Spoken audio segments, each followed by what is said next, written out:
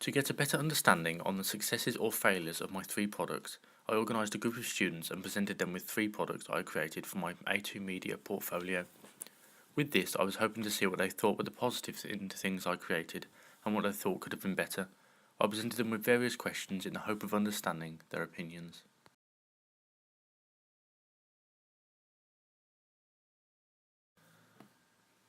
Out of all the students I questioned, all of them agreed that they could see a clear link between the three products I created. This was part of my aims, as I wanted to create a clear brand identity between the three products. Knowing this, I can hope that when an audience sees one of my products, they can link it to one of the others in their head. I achieved this by adding a clear educational theme through the products, either through visual iconography or dialogue. There was also a series of shared pieces of language in all three products, such as, out of 60 million people in the UK, a quarter of them will be affected by a serious mental health issue. This kind of thing appeared in all three products.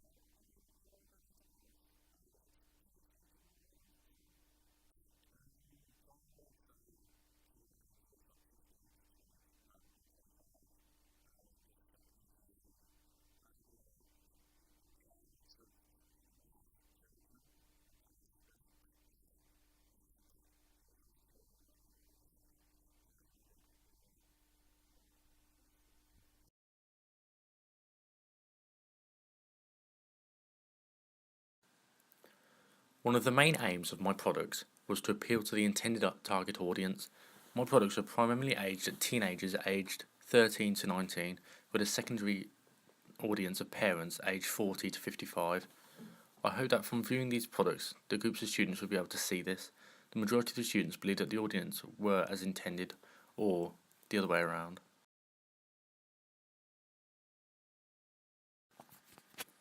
When it came to the DPS, the iconography was very important, not only to represent the product well and the topic well, but also to keep things interesting. Out of all the people I asked, they all believed that the iconography of the DPS was good. They said that it linked to the topic well and also was clearly educationally themed. This was something we wanted to do, as our main topic was education. They also thought the drawings and the text itself was very interesting. They believed the article was very thorough, giving a lots of information, and also made them very aware of where they could watch the documentary.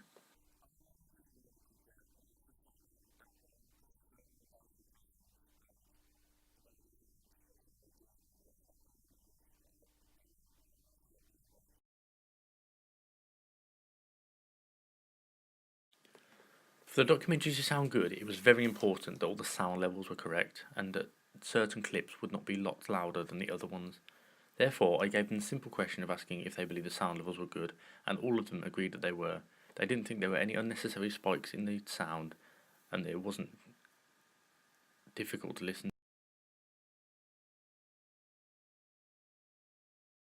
to. To create a successful documentary, the topic of the documentary itself needs to be interesting. Therefore, we gave them the question of whether they believed the topic itself was interesting. Out of all the people we asked, 90% of them said that it was. This is good as we wanted to create a documentary that people would watch, and therefore there needed to be an interesting topic at hand. Therefore, I feel the topic of mental health and education was a very good topic to pick.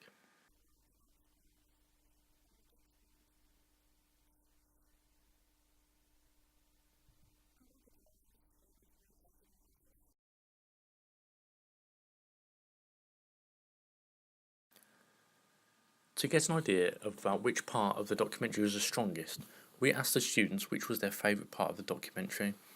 They all gave various mixed answers, but the majority believed that the Vox Pop was the best part of the film. Others believed that the intro was good and that the interviews with the experts were also good. The Vox Pops was a good thing to get mainly as like the most favoured thing because it was interviews with students and that was getting their opinion. So I think that they can relate to those what the students been saying in those clips. So I think that was really important to the target of the documentary.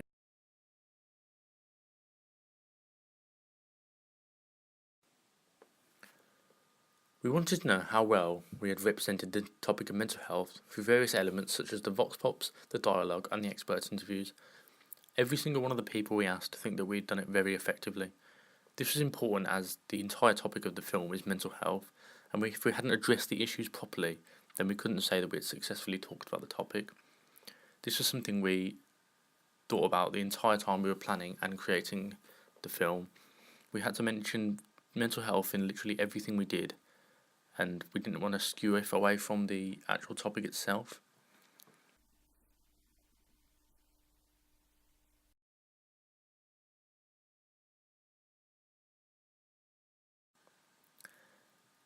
It was important that our ancillary products supported the main product sufficiently. Therefore, we wanted to know if reading the DPS article made them want to watch the actual film itself, or vice versa, and why. All the people we asked said that they did. They believed that the article was eye-catching and very detailed, and that they had a lot of facts that really interested them. They also wanted to learn more about the topic, as I think when we talked about it, they realised that they really didn't know anything about it. And they also believed that the products were very attractive in their colours and what was on screen or what was in the images, and that it wasn't boring at all, so it was actually very interesting to them. Overall, I think the products that I've created are very successful. The feedback from students was very positive, and they believed that all the products linked well, they targeted the audience well, and they were interesting to watch. I was pleased to see that most of them would actually watch the documentary itself if it were released for real. They all seem very interested in the topic of mental health, and I also think that was a very good topic to choose, as it's very controversial and there may in-depth studies we can go into and research about real-life facts and statistics, and actually it's a thing that's affecting people worldwide, so it's a very widespread issue and there will always be something to talk about. So I think that we've chose a very good topic and we've executed it very well in the DPS, the radio advert and the documentary itself.